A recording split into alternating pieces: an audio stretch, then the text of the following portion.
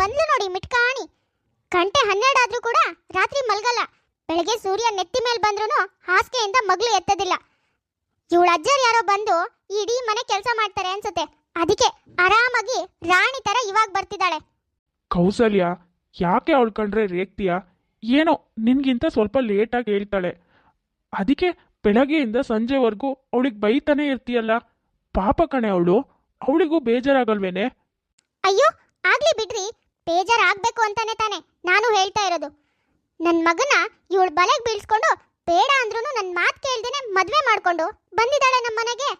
ನನ್ನ ಮಗ ನಾನು ಹೊತ್ತು ಹೆತ್ತು ಸಾಕಿ ಸಲ್ಗಿ ಬೆಳೆಸಿರೋ ಮಗ, ಹೆತ್ತು ತಾಯಿ ಅಂತಾನು ನೋಡ್ದೇನೆ ನನ್ನ ಮಾತಿಗೆ ಬೆಲೆ ಕೊಡ್ದೇನೆ ಇವಳು ಸರ್ಗಿಡ್ಕೊಂಡೆ ತಿರ್ಗೋ ಹಾಗೆ ಮಾಡ್ಕೊಂಡಿದ್ದಾಳಲ್ಲ.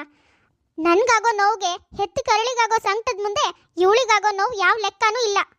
ಹಾಗಂತ ಮುಗ್ದೋಗಿರೋದಕ್ಕೋಸ್ಕರ ಇವಾಗ ಅವಳ ಮನ್ಸಿಗೆ ನೋವು ಮಾಡೋದು ಎಷ್ಟು ಸರಿ ಹೇಳು?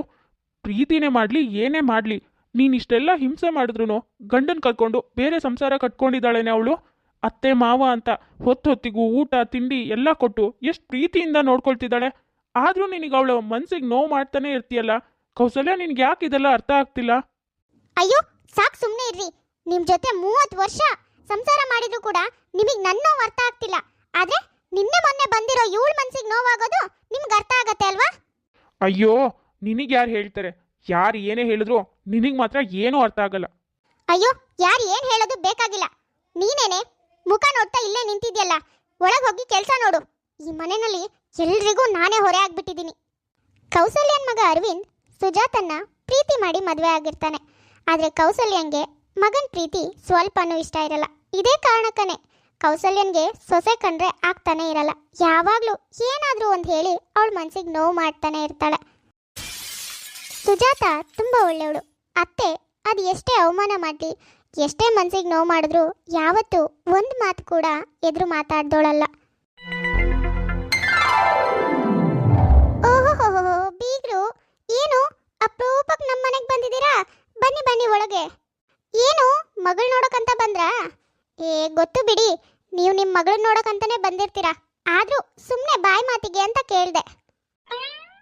ಅದು ಹಾಗೇನಿಲ್ಲ ಬೀಗ್ರೆ, ಹೀಗೆ ಏನೋ ಕೆಲಸ ಇತ್ತು ಹಾಗೆ ಬಂದಿದ್ದೆ.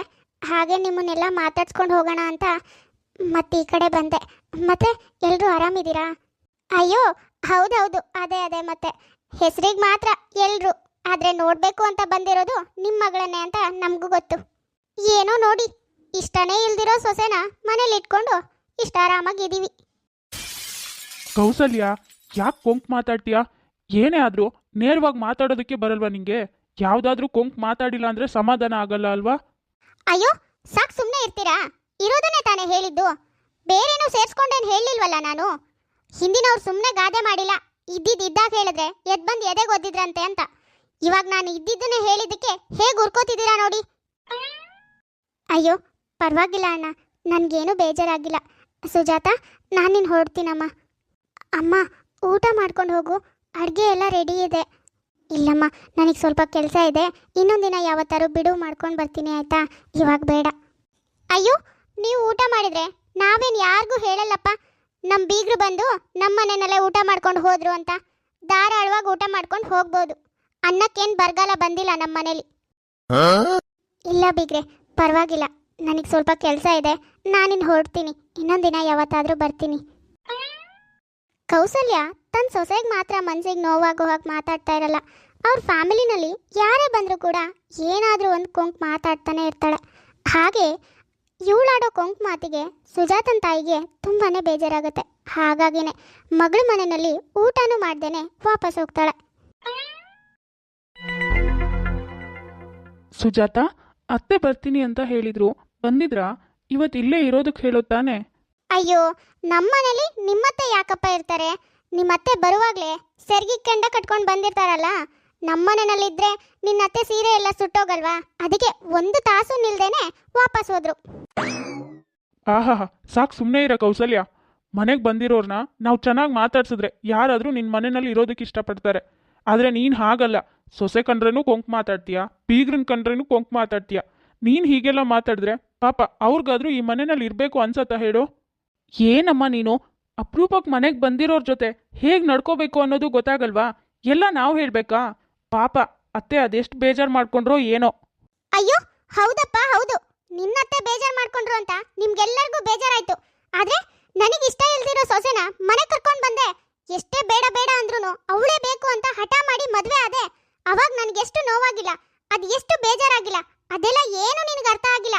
ಇವಾಗ ಬಂದ್ಬಿಟ್ಟ ಅಯ್ಯೋ ಅತ್ತೆಗೆ ಬೇಜಾರಾಯ್ತು ಅಂತ ಹೇಳೋಕೆ. ಲೇ ಅದು ಯಾಕೆ ಕೌಸಲ್ಯ ಹೀಗೆಲ್ಲ ಮಾತಾಡ್ತೀಯಾ? ಪಾಪ ಕಣೆ, ಅವಳ ಮನ್ಸಿಗೆ ಅದೆಷ್ಟು ನೋವಾಗಲ್ಲ, ನೀನೇ ಯೋಚನೆ ಮಾಡು. ಏನೋ ಮುಗೀತು, ಹಳೇದೆಲ್ಲ ಯಾಕಿವಾಗ? ನೀವು ಬಾಯಿ ಮುಚ್ಕೊಂಡಿರ್ರಿ. ಇವಳು ನಮ್ಮ ಮನೆಗೆ ಬಂದಾಗಿಂದನು ನನ್ನ ಮಗನಿಗೂ ನಾನು ಬೇಡವಾಗಿದ್ದೀನಿ, ನನ್ನ ಗಂಡನಿಗೂ ನಾನು ಬೇಡವಾಗಿದ್ದೀನಿ. ತಿಂದ್ಯೋ ಉಂಡ್ಯೋ ಅಂತ ಈ ಮನೇಲಿ ನನ್ನ ಕೇಳೋರೇ ಇಲ್ಲ. ಆದ್ರೆ ಇವಳಿಗೆ ಏನಾದ್ರೂ ಚೂರು ಹೇಳಿದ್ರೆ ಸಾಕು, ಅಪ್ಪ ಮಗ ಇಬ್ರು ನನ್ನ ಗಂಟ್ಲಿಗೆ ಬಾಯಿ ಹಾಕ್ತೀರಾ. ಅದೇನ್ ಮಾಟ ಮಂತ್ರ ಮಾಡ್ಸ್ಕೊಂಡು ಬಂದಿದ್ದಾಳೋ ಏನೋ, ನನ್ನಿಂದ ಎಲ್ಲಾನು ಕಿತ್ಕೊಂಡ್ಲು. ಛೇ, ಅದೇನು ಮಾತು ಅಂತ ಆಡ್ತಿದೀಯ ನೀನು? ನಿನ್ನ ಹತ್ರ ಮಾತಾಡಿ ಏನೂ ಪ್ರಯೋಜನ ಇಲ್ಲ. ನನಗೆ ತಲೆ ಸರಿ ಇಲ್ಲ, ಅದಕ್ಕೆ ನಾನು ನಿನ್ನ ಹತ್ರ ಬಂದು ಮಾತಾಡ್ತಾ ಇದ್ದೀನಿ. ಕೌಸಲ್ಯ ಮಾತಿಗೂ ತನ್ನ ಸೊಸೆಗೆ ಚುಚ್ಚಿ ವ್ಯಂಗ್ಯವಾಗಿ ಕೊಂಕು ಮಾತಾಡ್ತಾ ಇರ್ತಾಳೆ. ಇವಳು ಕೊಂಕು ಮಾತುಗಳಿಂದ ಸುಜಾತನ ಮನಸ್ಸಿಗೆ ತುಂಬಾನೇ ನೋವಾಗ್ತಾ ಇರುತ್ತೆ. ಹೀಗೆ ಒಂದು ಸ್ವಲ್ಪ ದಿನ ಕಳೆಯುತ್ತೆ. ನೋಡಿ ಅತ್ತೆ, ನಾನು ಈ ಮನೆಗೆ ಬಂದಾಗಿಂದನು ಇವತ್ತು ನನ್ನ ಅರ್ಥ ಮಾಡ್ಕೋತೀರಾ, ನಾಳೆ ನನ್ನ ಅರ್ಥ ಮಾಡ್ಕೋತೀರಾ ಅಂತ ವರ್ಷನೇ ಕಳೆದೆ. ನಾನು ನಿಮ್ಮನ್ನ ಎಷ್ಟೇ ಪ್ರೀತಿಯಿಂದ ನೋಡ್ಕೊಂಡ್ರು ನಿಮಗೆ ಮಾತ್ರ ನನ್ನ ಮೇಲಿರೋ ಅಭಿಪ್ರಾಯ ಬದಲಾಗಲೇ ಇಲ್ಲ. ಹಾಗಂತ ನಾನು ನನ್ನ ಗಂಡನ ಕರ್ಕೊಂಡು ಈ ಮನೆ ಬಿಟ್ಟು ನಿಮ್ಮನ್ನು ಒಂಟಿ ಮಾಡಿ ಬೇರೆ ಸಂಸಾರ ಕಟ್ಟೋದು ಸರಿಯಲ್ಲ. ಅದು ನನ್ನ ಮನಸ್ಸಿಗೂ ಒಪ್ಪಲ್ಲ. ಅದಕ್ಕೆ ನಾನು ನನ್ನ ತವ್ರ ಮನೆಗೆ ಹೋಗಬೇಕು ಅಂತ ನಿರ್ಧಾರ ಮಾಡಿದ್ದೀನಿ. ಏನು ಹೇಳ್ತಿದೀಯ ಸುಜಾತ ನೀನು? ಅಮ್ಮ ಏನೋ ಕೋಪದಲ್ಲಿ ಹಾಗೆಲ್ಲ ಮಾತಾಡಿರ್ತಾರೆ, ಅಷ್ಟಕ್ಕೆ ಮನೆ ಬಿಟ್ಟು ತವ್ರ ಮನೆಗೆ ಹೋಗೋ ನಿರ್ಧಾರನ? ಇದು ಸರಿ ಇಲ್ಲ ಸುಜಾತ, ನೀನು ಸುಮ್ಮನೆ ಏನೇನೋ ಯೋಚನೆ ಮಾಡ್ತಾ ಇದೆಯಾ. ಇಲ್ಲ ರೀ, ಅತ್ತೆಗೆ ನನ್ನ ಕಂಡ್ರೇ ಇಷ್ಟ ಇಲ್ಲ. ನಾನಿಲ್ಲೇ ಇದ್ದರೆ ಅವರಿಗೂ ನೆಮ್ಮದಿ ಇರಲ್ಲ, ನಮಗೂ ನೆಮ್ಮದಿ ಇರಲ್ಲ. ಯಾವತ್ತು ನನ್ನ ಇಲ್ಲಿ ಕರಿಬೇಕು ಅನ್ಸತ್ತೋ, ಯಾವತ್ತು ನಾನು ಅವ್ರ ಸೊಸೆ ಅಂತ ಅವ್ರು ಒಪ್ಕೋತಾರೋ ಅವತ್ತು ನಾನು ಈ ಮನೆಗೆ ವಾಪಸ್ ಬರ್ತೀನಿ. ಅಲ್ಲಿವರೆಗೂ ನಾನು ನನ್ನ ತವ್ರ ಮನೆಯಲ್ಲೇ ಇರ್ತೀನಿ. ನನ್ನ ತಡಿಬೇಡಿ. ಸುಜಾತ ಸುಜಾತ, ಲೇ ಕೌಸಲ್ಯ, ನಿನ್ನ ಹಠದಿಂದ ಮಗ ಸೊಸೆ ಜೀವನ ಹಾಳು ಮಾಡ್ತಿದ್ಯಲ್ಲೇ. ಇರೋ ಒಬ್ಳು ಸೊಸೆ ಜೊತೆನೆ ನಿನಗೆ ಬದುಕೋಕಾಗ್ದೇನೆ ಮನೆ ಬಿಟ್ಟು ಹೋಗೋ ಹಾಗೆ ಮಾಡಿದ್ಯಲ್ಲೇ. ಛೇ, ಏನೋ ಇವಾಗ ಸರಿ ಹೋಗ್ತಾಳೆ ನಾಳೆ ಸರಿ ಹೋಗ್ತಾಳೆ ಅಂತ ಅನ್ಕೊಂಡ್ರೆ ನೀನೇನೆ ನೀನು ಸೊಸೆನೇ ತವ್ರ ಮನೆಗೆ ಹೋಗೋ ಹಾಗೆ ಮಾಡಿಬಿಟ್ಟಿಯಲ್ಲೇ. ನಮ್ಮ ಜೀವನ ಅಂತೂ ಮುಗೀತು. ಮಗ ಸೊಸೆ ಸಂತೋಷವಾಗಿರ್ಬೇಕು ಅಂತ ಬಯಸೋದು ಬಿಟ್ಟು, ಛೇ, ಸೊಸೆನೆ ವಾಪಸ್ ಕರೆಯೋದು ಬಿಟ್ಟು ಸುಮ್ಮನೆ ನಿಂತ್ಕೊಂಡಿದ್ಯಲ್ಲೇ. ಸಾಕು, ಸುಮ್ಮನೆ ಇರ್ರಿ. ಹೋದ್ರೆ ಹೋಗ್ತಾಳೆ, ಕಾಟ ಆದ್ರೂ ತಪ್ತು. ನನ್ನ ಮಗನಿಗೆ ಬೇರೆ ಮದ್ವೆನಾದ್ರೂ ಮಾಡೋಣ ಅಷ್ಟೇ. ಛೇ, ಸುಜಾತ ಅತ್ತೆ ಮಾತಿಂದ ಮನ್ಸಿಗೆ ಬೇಜಾರು ಮಾಡಿಕೊಂಡು ತನ್ನ ತವ್ರ ಮನೆಗೆ ಹೋಗ್ತಾಳೆ. ಕೌಸಲ್ಯ ಕೂಡ ಸೊಸೆ ಹೋಗಿದ್ದು ಒಳ್ಳೇದಾಯ್ತು ಅಂತ ಅವಳ ಪಾಡಿಗೆ ಆರಾಮಾಗಿರ್ತಾಳೆ. ಹೀಗೆ ಒಂದು ಸ್ವಲ್ಪ ದಿನ ಕಳೆಯುತ್ತೆ. ಏ ಸುಜಾತ, ಎಷ್ಟೊತ್ತೆ ಕಾಫಿ ತಗೊಂಡು ಬರೋದಕ್ಕೆ? ಅವಾಗಿಂದ ಇಲ್ಲೇ ಕೂತಿದ್ದೀನಿ. ಓಹ್, ಅವಳಿಲ್ಲ ಅಲ್ವಾ, ಮರ್ತೇ ಬಿಟ್ಟೆ. ಸುಜಾತ, ಯಾಕೆ ಇನ್ನೂ ಅಡುಗೆ ಮಾಡಿಲ್ಲ? ಇನ್ನು ಎಷ್ಟೊತ್ತೆ? ಸುಜಾತ, ಅಲ್ಲಿ ಸ್ವಲ್ಪ ಬಟ್ಟೆ ಇದಾವೆ, ಅವನ್ನೆಲ್ಲ ಯಾವಾಗ ಒಗಿಬೇಕು ಅನ್ಕೊಂಡಿದ್ಯಾ? ಮೊದಲು ಹೋಗಿ ಒಗ್ದಾಕ್ ಬಾ. ಸುಜಾತ ಮನೆ ಬಿಟ್ಟು ಹೋಗಿರೋದೇ ಒಳ್ಳೇದಾಯ್ತು ಅಂತ ಹೇಳಿದ ಕೌಸಲ್ಯನಿಗೆ ಅವಳು ಹೋದ್ಮೇಲೆ ಪದೇ ಪದೇ ಅವಳ ನೆನಪೆ ಕಾಡೋಕೆ ಶುರುವಾಗತ್ತೆ. ನಿಧಾನ ಕಣೆ ಕೌಸಲ್ಯ, ಸ್ವಲ್ಪ ನೋಡ್ಕೊಂಡು ಕೆಲಸ ಮಾಡು. ನಿನ್ನ ಸೊಸೆನೇ ಇದ್ದಿದ್ರೆ ನಿನಗೆ ಒಂದು ಕೆಲಸನೂ ಮಾಡೋದಕ್ಕೆ ಬಿಡ್ತಿರ್ಲಿಲ್ಲ, ಮಗು ಥರ ನೋಡ್ಕೊಳ್ತಿದ್ಲು. ಆದರೆ ಇವಾಗ ನೋಡು, ಸ್ವಲ್ಪ ಹೆಚ್ಚು ಕಮ್ಮಿ ಆದರೂ ಆಮೇಲೆ ಏನು ಮಾಡ್ತೀಯಾ? ಸ್ವಲ್ಪ ಹುಷಾರಾಗಿ ಕೆಲಸ ಮಾಡು. ಹೌದು ರೀ, ನೀವು ಹೇಳಿದ ನಿಜ. ನನ್ನ ಸೊಸೆ ಇದ್ದಾಗ ನಾನು ಅವಳನ್ನ ಅರ್ಥನೇ ಮಾಡ್ಕೊಂಡಿಲ್ಲ. ಆದರೆ ಇವಾಗ ಕೂತ್ರು ನಿಂತರು ಏನೇ ಮಾಡಿದ್ರು ಅವಳೇ ನೆನಪಾಗ್ತಿದ್ದಾಳೆ.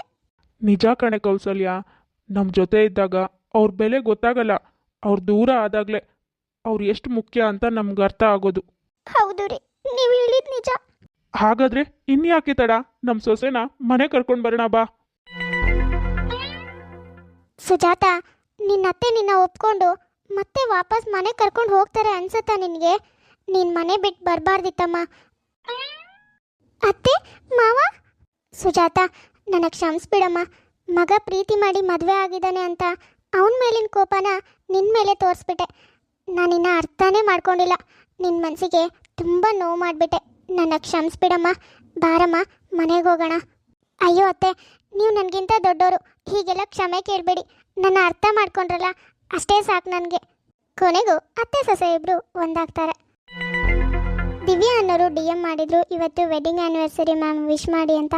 ಹಾಯ್ ದಿವ್ಯಾ, ಹೇಗಿದ್ದೀರಾ? Wish you happy marriage wedding anniversary. ಯಾವಾಗಲೂ ಹ್ಯಾಪಿಯಾಗಿರಿ. ನೋಡಿದ್ರಲ್ಲ ವೀಕ್ಷಕರೇ, ಇವತ್ತಿನ ನಮ್ಮ ವಿಡಿಯೋ ಸ್ವಲ್ಪನಾದರೂ ಇಷ್ಟ ಆಗಿದ್ರೆ ಪ್ಲೀಸ್ ನಮ್ಮ ಚಾನಲ್ನ ಸಬ್ಸ್ಕ್ರೈಬ್ ಮಾಡ್ಕೊಳ್ಳಿ, ಲೈಕ್ ಮಾಡಿ, ಶೇರ್ ಮಾಡಿ, ಹಾಗೆ ಕಮೆಂಟ್ ಮಾಡಿ. ತುಂಬ ಜನ ಹಾಗೆ ವೀಡಿಯೋಸ್ ನೋಡ್ತಾ ಇದ್ರೆ, ಯಾರ್ಯಾರು ಹಾಗೆ ವೀಡಿಯೋಸ್ ನೋಡ್ತಾ ಇದ್ರೆ ದಯವಿಟ್ಟು ಸಬ್ಸ್ಕ್ರೈಬ್ ಮಾಡ್ಕೊಳ್ಳಿ. ಸರಿ ವೀಕ್ಷಕರೇ, ನಾನಿನ್ನ ಹೊರಡ್ತೀನಿ. ನೆಕ್ಸ್ಟ್ ವೀಡಿಯೋದಲ್ಲಿ ಮತ್ತೆ ಸಿಗೋಣ.